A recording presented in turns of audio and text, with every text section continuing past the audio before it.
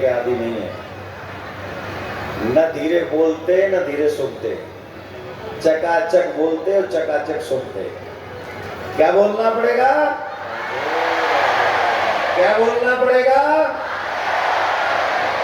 व्यासपीठ पर विराजमान मेरे प्यारे प्रिय अभी व्यासपीठ पर विराजमान है, इसलिए पूज्य महाराज श्री महाराज जी ने जिस तरीके से एक धर्मों में, युवाओं में जो एक क्रांति लाई है वो अद्भुत है। और ऐसी क्रांति जो हम सब के लिए, सनातन के लिए बहुत जरूरी है। हमने देखा है, हमारे जीवन में कई बार ऐसा अनुभव हुआ है कि कोई भी परेशानी के कारण हमारी सनातन बहन बेटियां यत्र तत्र लोगों के पास जाती थी अपना इलाज कराने के लिए, लेकिन और बगल में होता इलाज के बहाने जो उनके साथ में वह दुर्व्यवहार होता था वो हम इस माइक से बोल नहीं सकते। और हम इस बात से बहुत प्रसन्न है कि बालाजी महाराज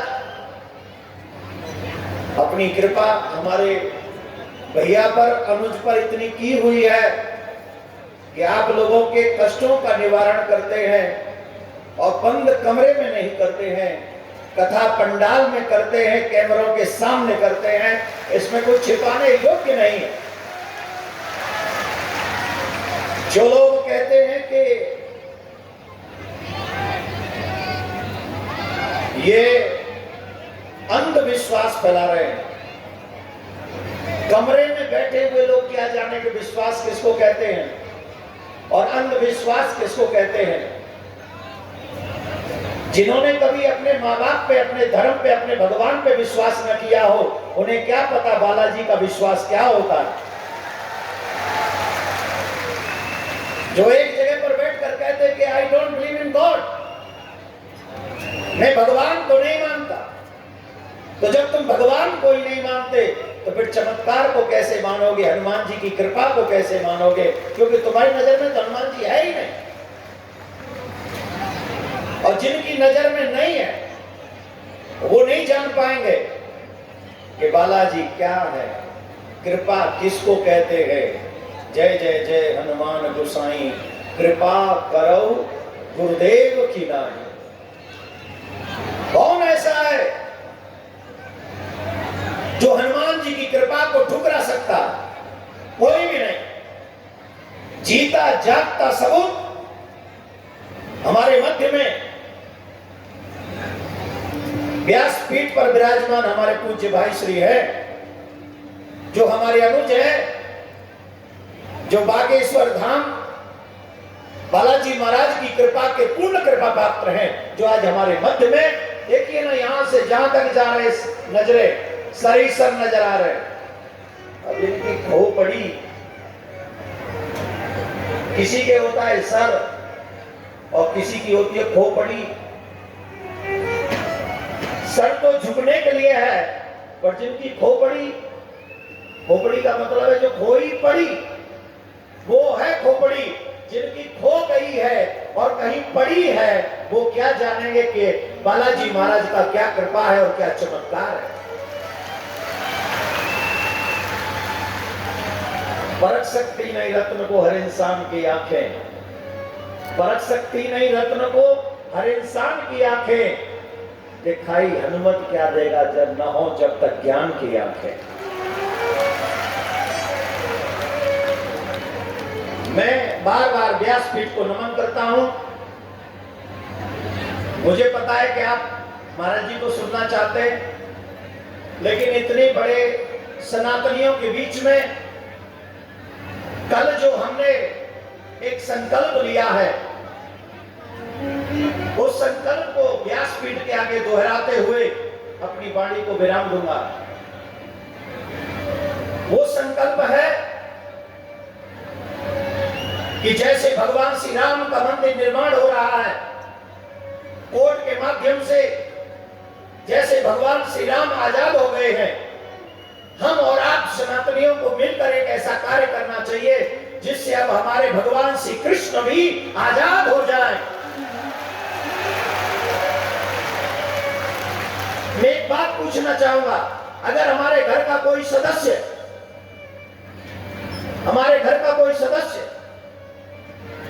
कारागार में कैद हो, क्या हमें रोटी अच्छी लगती है?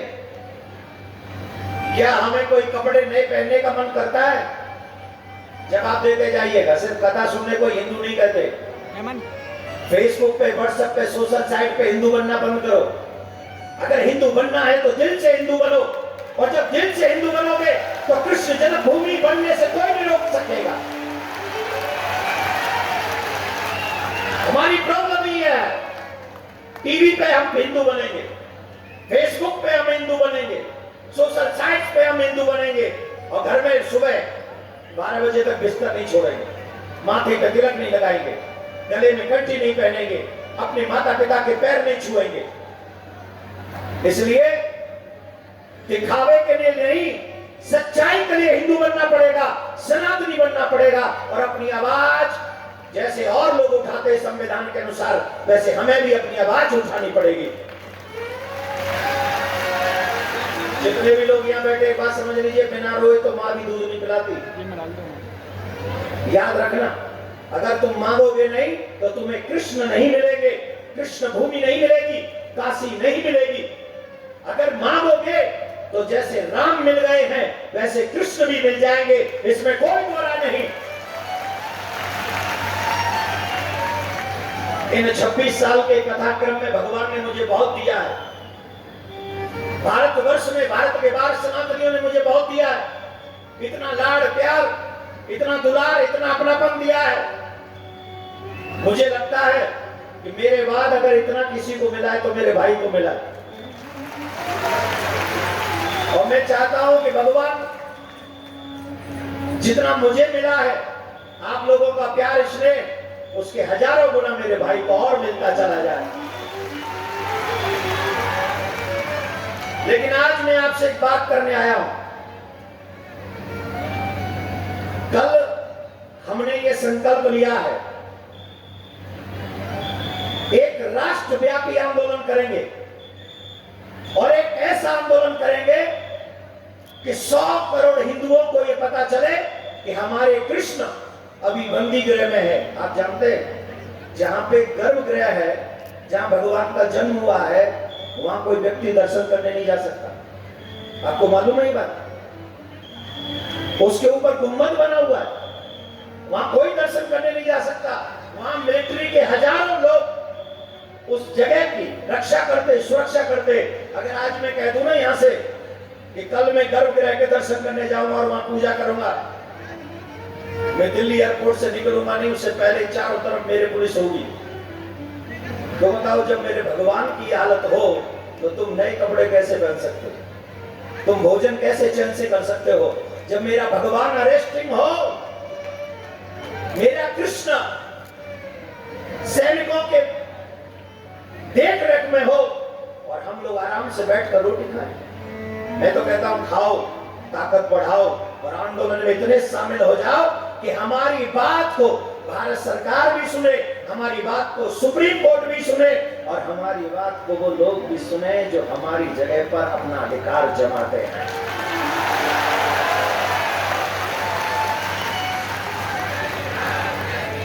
जोर से बोलना पड़ेगा, जो बोला करो जोर से बोला करो, धीरे मत बोला करो। दुल्हनों का अभी ब्याह होके आया, बोलोगी तो सास लड़ोगी, सास लड़ जाएगी तुमसे।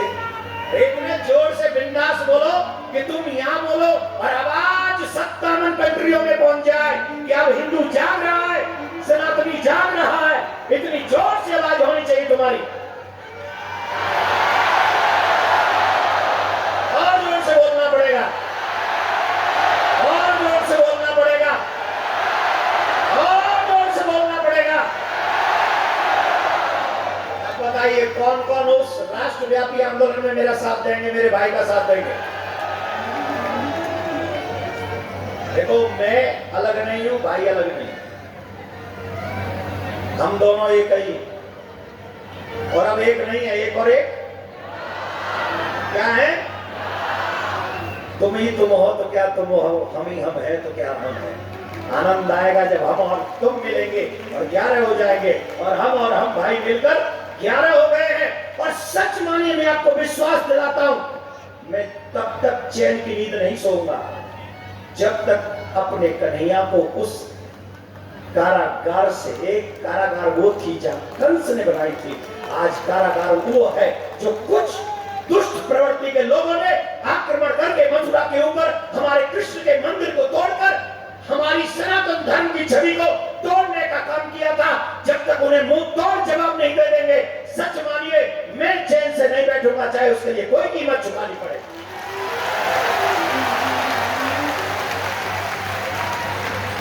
आप सभी से प्रार्थना कर रहा हूं भैया के सामने, ट्विटर पे, फेसबुक पे, जिस सोशल साइट्स पे आप हो, अपने नाम के पीछे सनातनी लिखना प्रारंभ कर दो, और आज से तैयारी शुरू कर दो कि जब भी राष्ट्रव्यापी आंदोलन होगा कृष्ण जन्मभूमि के लिए, हम अपने जीवन का कुछ महत्वपूर्ण समय अपने कन्हैया और कन्हैया की आजादी के लिए अवश्य लगाएंगे। ऐसा संकल्प करके यहां से जाना। कौन कौन कर रहा है ये संकल्प कि हम उसमें समय देंगे अपना? जितने यहां बैठे से जितने ही आ गए ना, तो 57 कंट्री हिल जाएंगी कसम से। सिर्फ जितने यहां बैठे उतने ही आ जाएं। और मुझे पता है जिस दिन वो आंदोलन प्रारंभ होगा, इतने नहीं आएंगे, इसके हजारों गुना आएंगे। मुझे मेरे कन्हैया के भक्तों पर विश्वास, हनुमान जी के भक्तों पर विश्वास। हम लोग बालाजी महाराज की शरण में बैठे हैं। मुझे बता दीजिए हनुमान जी महाराज का काम क्या था? बताइए क्या काम था हनुमान जी का? रुक जाओ फोटोग्राफर, रुको, हमको बताओ हनुमान जी काम क्या करते थे? जब जब भगवान पर संकट आया, तब तक संकट मोचन बनकर श्री हनुमान जी महाराज राम जी के जीवन में आए। लक्ष्मण जी को शक्ति लगी, संजीवनी कौन लाए? जोर से बोलो। सीता जी का हरण हुआ, पता करके कौन लाए? रावण अहंकारी हुआ तो लंका किसने जलाई? सुसेन वैद्य को लेकर कौन आया? जोर से बोलो। रावण को एक ही मुक्के में महाराज जी सुनाते वो कथा, क्या डिग्री का महाराज जी, वो क्या डिग्री का था वो? हाँ वो वाला 160 डिग्री। अब सुना दिया कि सुनाएंगे एक दिन? अभी नहीं सुनाया महाराज जी, सुनाना वो एक दिन में सुनूंगा, मैं भी सुनूंगा, बता देना मैसेज करके कितने बजे वो कौन कितनी डिग्री का पता नहीं। 160 डिग्री बताते महाराज जी। ब्रह्मा जी को आके बताना पड़ा कि थोड़ा डिग्री कम करो। मैं अभी नहीं बोलूंगा, वो तो महाराज जी बताएंगे। इनका बताने का वो जब बुंदेलखंडी में बोलते हैं ना, वो डिग्री घटाते हैं। तो डिग्री घटाने का style I like it, I love it. Degree घटा दुनिया